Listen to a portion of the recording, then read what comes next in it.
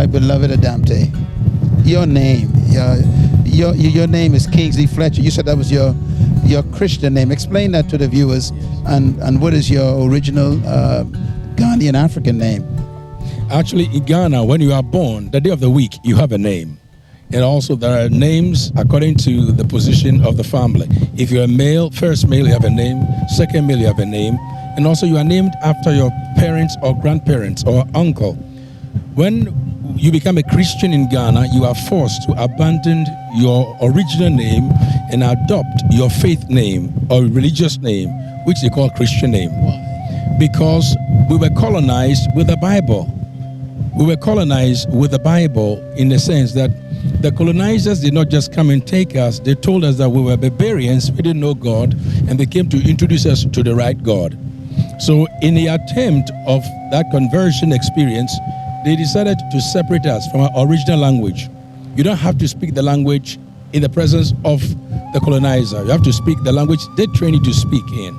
You only speak your language in their absence. Secondly, punishment is extended to those who defile that order. So when you become a Christian or you accept Christ in my country, even to this day, there is a name that is given to you other than your traditional names. And often your traditional names will go unmentioned at times until you go to the village or until you die. So I was given the name Kingsley. Fletcher is my great-grandfather's name, which also have the colonial name connected because I have certain roots. That also was trying to trace their roots to Ghana, which is a Jewish name, actually, a Danish name, which is Fletcher or Fleischer. So that name, Kingsley, had replaced my original name.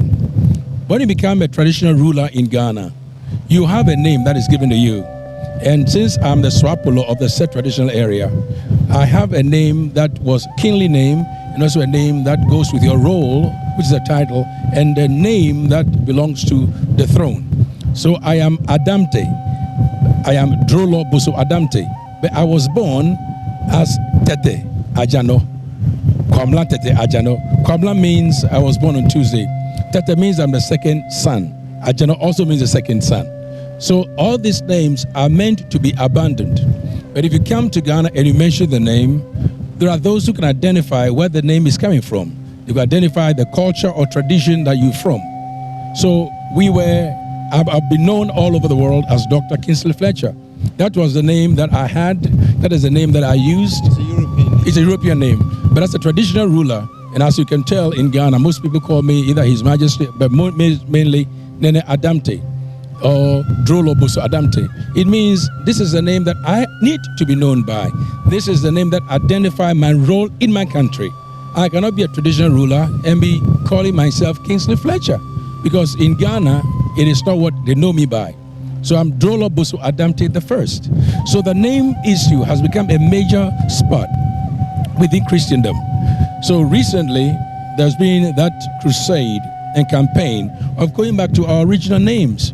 We are Africans. We have names of our traditional area, not just the community, but name of the tribe we come from or the ethnic group we come from. Why do we abandon the name? Some of our names were changed. They modify our names so that the calling will be to the European liking. So there are certain names that have been Europeanized, but we want to go back to our original name and maintain our name. So I would say, just like this place called Elmina, its original name is called Edna. But when they came over to capture this place, they saw that this is a trade of gold. And they saw also the slave trade to be mint gold. So they call this Elmina, the mine. So this is where they mine not only gold, but they mine human lives. And the name have remained to this day. We believe that it is appropriate for us as citizens of this continent not to allow somebody to define who we are or change our roots. In other words, change our history and change our future.